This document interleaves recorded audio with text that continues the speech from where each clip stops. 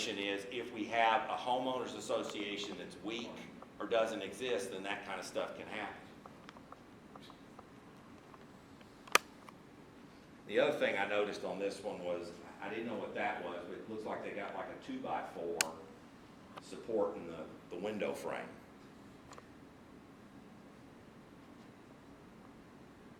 And then the plastic, chair on the front porch. Do we want to have things around? Do we need to address that? Do we not need to address that? Yeah, mailbox. We have restrictions, but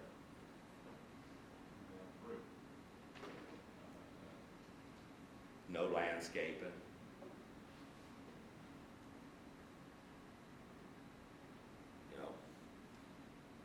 We have restrictions around fencing. It can't be chain link, but notice this comes to the front corner of the property.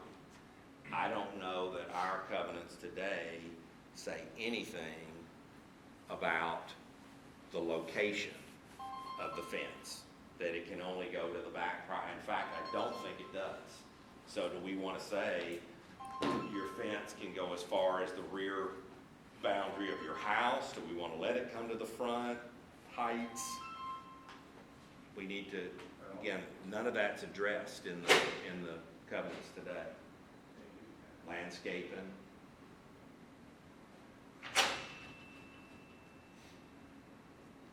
Okay, that's it.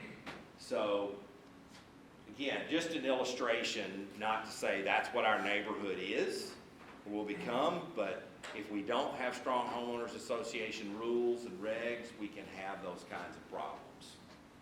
We do get forced in the position as board members to make decisions when stuff is not addressed, and there are a lot of things that aren't addressed, and particularly now that we're in a maintenance phase for our neighborhood. We're no longer in a build phase, and I would submit to you there's very little in our covenants today that addresses ongoing maintenance. So last thing before we'll take questions is about the ARC and enforcement of the rules. So there's not a soul on this board that wants to issue letters, that wants to go to the door, that wants to fine people.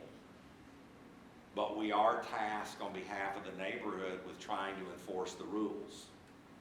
And some choose to go to the door, others choose to write letters. I don't think there's anything wrong with a letter going as long as that letter stipulates that we have no way of knowing if you have some type of hardship, and we will certainly work with you. And any letter I've ever been involved with issuing has that language. And I have dealt with a resident who had a personal issue that called me, and I offered to do a couple of things to help out, but one thing I said was, why don't you help me understand a timeline that'll work for you? We will certainly work with you. These are things that are at your disposal. All I can tell you is it cannot stay in that state indefinitely. And we got it resolved. So our intent's not to just sit there and say, well, they're in violation, send a letter, don't put this, give them 10 days and tell them it's a $50 fine or it's a $300 fine. Our intent's to get it fixed, and I will tell you from my history of being on the board, and again, this is my 10th year, not consecutive, very rarely when we have addressed situations have we not been able to resolve them, but there are also numerous situations where residents become indignant and willful about correcting something that's absolutely obvious. I think it's probably a lot like most of us would react if we're driving down the road and we get stopped by the police. We're like, oh crap, why couldn't it have been the car in front of us or behind us? Why'd you stop me? And so most people treat it that way, but by and large, we tend to get them resolved, and we're a volunteer group. We're trying to do what's best for the neighborhood, not for ourselves. We're not trying to force our will on anybody. We're just trying to do what's good for the neighborhood in a volunteer position. And so we're asking for some input. So, again, next steps, we wanted to get through the 3 meetings. The first meeting was quite well received, I thought. I think people left feeling like, yes, there are things that we do probably need to address. We never got into specifics. We didn't want to. We're not going to do that today. Our path forward, I think, would be after the next meeting, we would then schedule additional meetings and formats where we would look for neighbors to come and participate in some type of process of what we should or shouldn't do. We're also looking into what steps we have to take in order to get these passed, because it takes 2/3 of the residents. As I said, very few show up at the meeting. I don't want to invest a lot of time and energy and effort if we don't have a clear path to at least get an up or down vote on what we're doing. So that's why we're exploring looking at, can we do this in some form or fashion electronically to make it easier? I would certainly be perfectly amenable to that. I think it would be easier. I would like to avoid the situation where board members have to start walking around and knocking on doors and asking people. A mailing tends not to be very successful because people look at, I don't want to read all that right now, and it just gets put to the side and nothing gets done with it. So we're looking into all those things. So that's kind of a little bit about next steps. So with that, I think we'll take any questions that you might have. So I guess at some point, like, we will probably add things like, things that are more like, solar panels, pods, etc. So that's going to be added at some point. My suggestion would be that we should, but that needs to be everybody's collective, not mine. But if people come in, I would submit to you, if you ask me and you ask my fellow board members, I think we're going to say we do need to address pools. They can be put in now. People can afford to put them in. What do we need to do about it? Because if we don't, it forces us to make the decision. Then we come to the annual meeting, and if we tell the resident no, then what happens is everybody jumps on the bandwagon of the person, well, you're infringing on his or her rights. You had no right to do that. Well, technically we did, but we were trying to do what we thought was in the best interest of the neighborhood, not ourselves, but in the best interest of the neighborhood. And I would like to see those things be addressed a little bit more specifically. That would be my recommendation.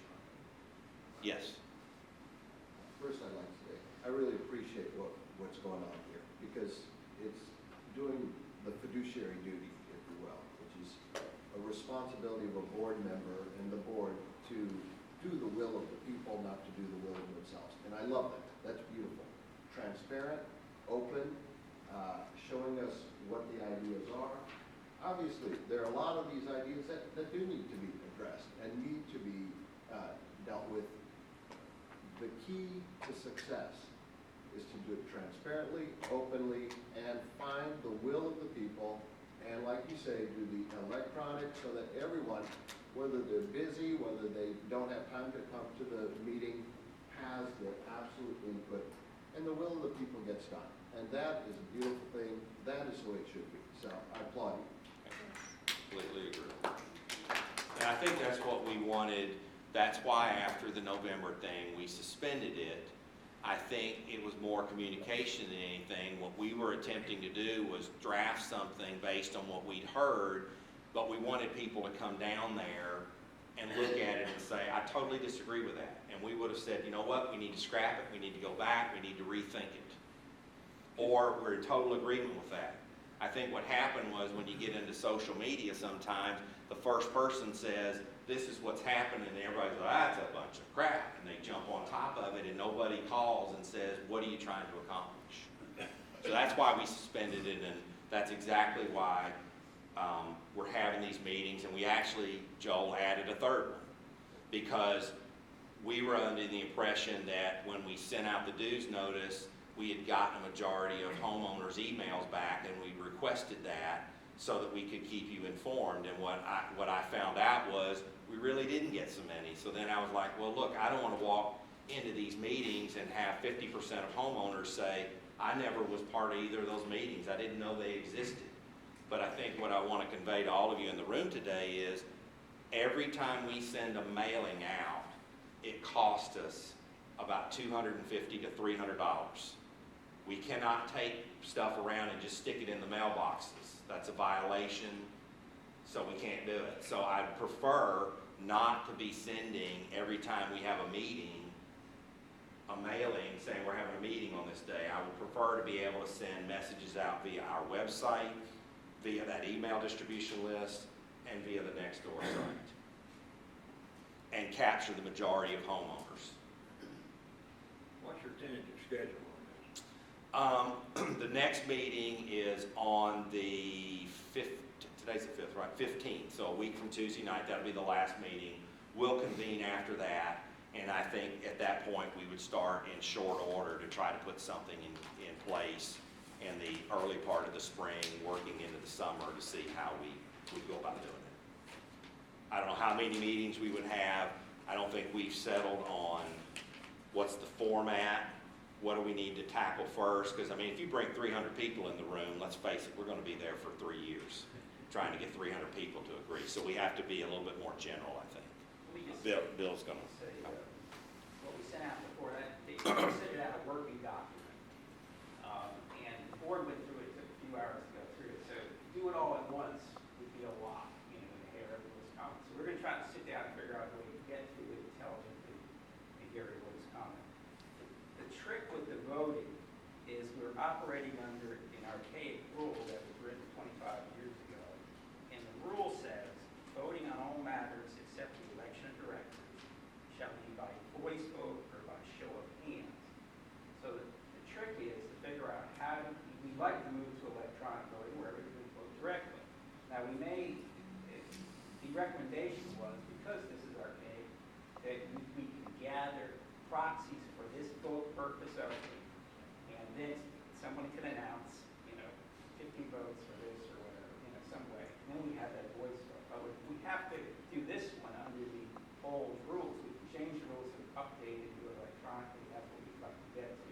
But we need to figure out a way to get this, and that's one of the first tricks of this equating here. Well, why don't you just set up a format where you send them an email or send them something to confirm that they get it, and they got so much time to respond. If they don't respond, then their vote doesn't count or whatever. You know, that's a question, that's a statement I've made before, which is, do we have the right, I agree with you, to say, we've notified you, you have 10 days to respond. If you don't respond, it's considered an affirmative, a vote in the affirmative. And do we have the right? And I would agree, because if people aren't going to respond, we can't let the will of the people or the good of what we want to do go down because a bunch of people just don't want to respond. What's the difference between you having 3 meetings and 1/3 of the population show up, 2/3 not? And what's the difference? I mean, I think we need, I agree with you. I think that's what we need to do. If you don't care, it doesn't matter. Yes. Personally, I think there's a big difference between moving something that creates a more democratic process versus moving something that creates a less democratic process. And if you're moving to electronic voting where everybody can have access, can see what's going on in their own time and participate, that is an inclusive type thing. So I would argue that to, send out notices, give reasonable amount of time, and if someone doesn't participate on that, again, for that specific purpose and that reasoning, I think the logic there would follow that if you don't respond, yes, it could be an affirmative. Yes. Okay. Agree? Yes. I think this meeting's a great idea. I know you're gonna have one for the 15th. My question is, I'm not trying to get out of coming here again, but is the one on the 15th more or less to do? It's the same thing. Okay. So if you're here today, if you come on the 15th, and you're welcome to come, you're gonna hear the exact same thing. Thank you. In fact, I don't think I see any repeat faces. I think everybody. So, yes, thank you for clarifying that. Bill? I just want to mention too, we're attempting to record this today to have it available moving forward. So even those who won't make the meeting today or on the 15th will hopefully be able to access it through YouTube or something. We're going to hopefully make it work today. Record the next one if we need to. Okay. Other questions? Yes. Were there a lot of specific items in the November document that were objected to, or was it more about the process? Oh, I think if I looked at it, if I looked in reading all the Nextdoor, I mean, everybody that was responding on there was was basically saying it was a power grab by the board and don't vote in favor of it. I didn't see comments where somebody said, well, look, I can agree to this, but I don't agree with this. I think they just objected that, I think many people assumed that what was put out there was the final document, and that's what, and come down there, and the board was basically saying, this is the document, and we're not gonna flex on anything, and that nothing could be further from the truth. I think it was just, as I said earlier, an issue of communication where our residents, somebody jumped on it, and then everybody else started jumping on it and didn't call and say, because I would have said, look, we're not saying that's the document, that's just what we've proposed. If you want to shoot it down, you want to change things, that's what we want the meeting for. Okay. Yes, ma'am. What if you don't have a computer? How will you know anything? No, I'm sorry, you're going to buy it. No, no, I think in a situation like that, we would certainly be amenable to getting you the proper. Yes, I know exactly where you, I know where you live. Yeah. I think certainly we would allow for something like that. I don't think we can get in a position of saying if somebody does not have email, chooses not to, doesn't have a computer, that, look, that's tough, you gotta get one to get in the process. We would certainly work with you on that, no doubt about it. You'll have your list, so you should have a list of who does, who doesn't. Correct. In her case, you would have to Send a notice. to her. Correct. That's, Mark. that can actually be spelled out in the letter that we can send out asking for permission to go to an electronic vote. Have that specific language in there. If you do not have computer access, please let us know so that we can arrange an alternative means to obtain your votes. Correct. Correct. Yes. Whatever you do, I hope that you would end up with some kind of a grievance committee. I hate the fact that some associations can levy a fine because somebody complained about something, and they have no recourse. You become the judge and the jury without the person being accused has any right of stating their case. And so I hope that there be some kind of grievance process built into whatever covenants we finally end up with. That's certainly something that can be up for discussion. Certainly. Again, it's about what does everybody want. It's not what we want, it's what does everybody want. Yes. And on, just off the bat, Constitution of the United States has a Bill of Rights. What are the rights of the homeowners? I would love if we put in something that said, what are the specific rights of homeowners that the board, can't impinge on or pull into? And with agreement, look at what those are. Not that we have to make whatever one person says the Bill of Rights, but why don't we lay out what are the rights? Like, for instance, a grievance board. That would be a neat thing. Well, that's one particular thing, a grievance, that's different, but the covenants lay out what we can and cannot do with our property. Of course. So that's kind of tells, that's their involvement. Yeah, I was on the board. But I'm in agreement I with was this on the gentleman here. board. I'm also an attorney. I think there are certain things that we. No, I agree. I was it'd be on this nice to board look. back in the nineties, understand where this guy's at. I do too. But you might also want to keep in mind, I know people don't want to be fined, they're concerned, that things could be misinterpreted, treated unfairly, but I took a lot of calls too, of questions, letters and stuff. We worked everything out, and I don't think in the last 8 years we've fined movement. It really, I know people get excited when they get a letter, but generally we've been able to work everything out. But, And I would hope that if we do the covenants right and we get the specificity, that would be greatly diminished. Today, I would tell you there's probably a greater likelihood of a need for that because, like you say, with a pool, somebody submits a pool and we say, no, we don't think it's in the best interest, but there's nothing in there, there probably needs to be a grievance. But if we say it's an above-ground pool and it needs to be X dimension, it can only be this, and you have to do these things, and you haven't, then there's not a lot there other than the whole rule has to be changed. But I don't disagree with you, we certainly can discuss it, but I think a big part of the grievance today that people complain about is these rules are so nebulous and not inclusive and detailed enough that it's forcing us into a position of trying to interpret as we see it. Well, it's totally unfair to put volunteers into that kind of position too, to pitch you against me, for example, and you have a leg to stand on, and yet, in a sense, you're representing me. I mean, I agree, this is definitely somewhere defined where you can say, it's nothing personal, this is what we have to do, I have no Correct. choice. As Jesse Moore, I have no choice. And I think a lot of people, again, when we're operating as a board, when I go in a board meeting, my neighbor hat is off, it's on the table. My board hat's on, which means I gotta be thinking of all of you, not what I personally want up at my house. I have to be thinking about what all of you may want. And when we don't have it defined, that puts me in a very difficult position. Because I may say a black front door is what I like. I don't think a fuchsia door looks good, and the other board members may agree with that, but then we come to the annual meeting and overwhelmingly everybody's bitching because they think a fuchsia door is fine. So, let them just. I commented on that letter that goes to the fraction. Also with respect to the architectural youth forms that were submitted over the last 16 years that I recall, I don't remember any, maybe one, that's been rejected. We worked with them and worked them out. So in the end, I don't think we have a lot of real problems. We just need some clarity so everyone can understand what our role is. But I also think, and again, I go back to my opening comments, one of the reasons I wanted to have the meeting after the November stuff was it was very clear to me, and it may not be people in this room, but that we have residents that don't know that we have rules,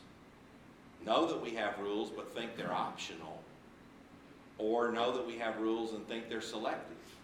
And I think we have to get to the bottom line that says there are rules, these are what they are, and you are bound by them whether you like it or not. It's very much, I like to say, like a country club.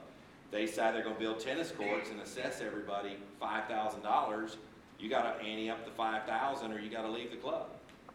Maybe you should reissue the covenants. I mean, last time I looked at them was probably 22 years ago, but I remember some of it. Are they online? We have the covenants online, yes. Okay. Mark, just one thing, and let Mark say, because he's I just want to say real quick, this is going to piggyback on something Susan said earlier.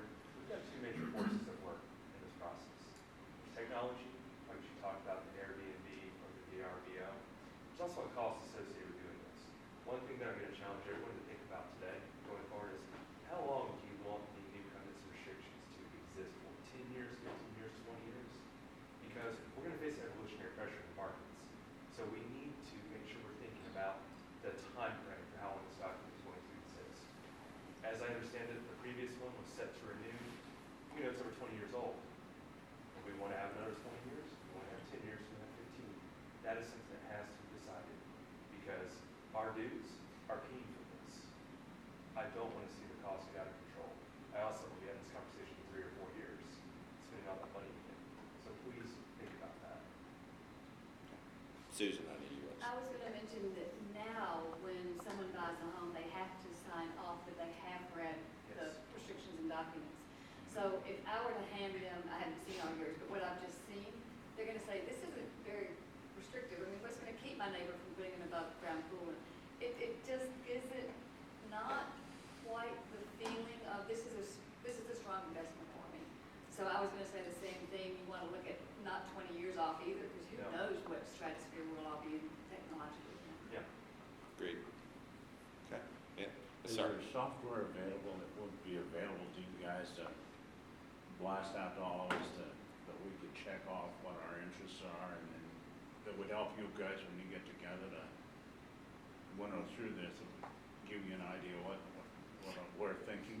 Yeah, I don't know the answer to that question, yes or no, but it's certainly something that makes sense and I think would be part of our exploratory process.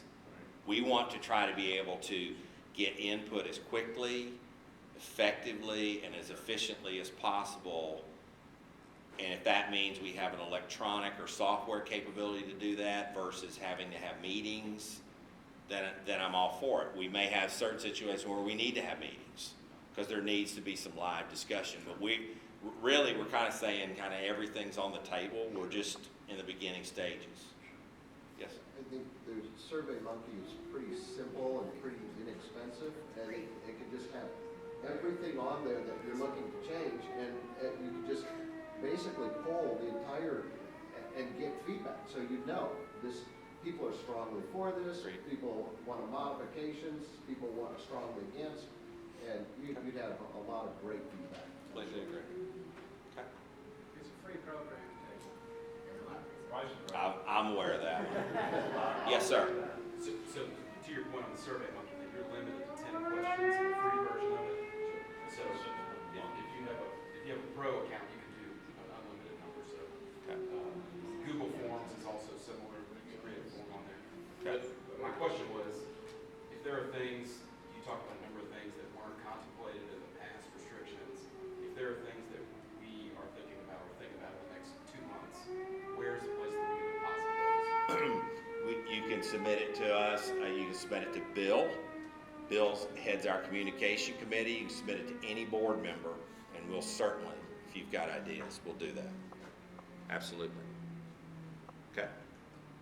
All right, thank you for coming out. I wanted to try to get this stopped by noon so you have a good part of your day.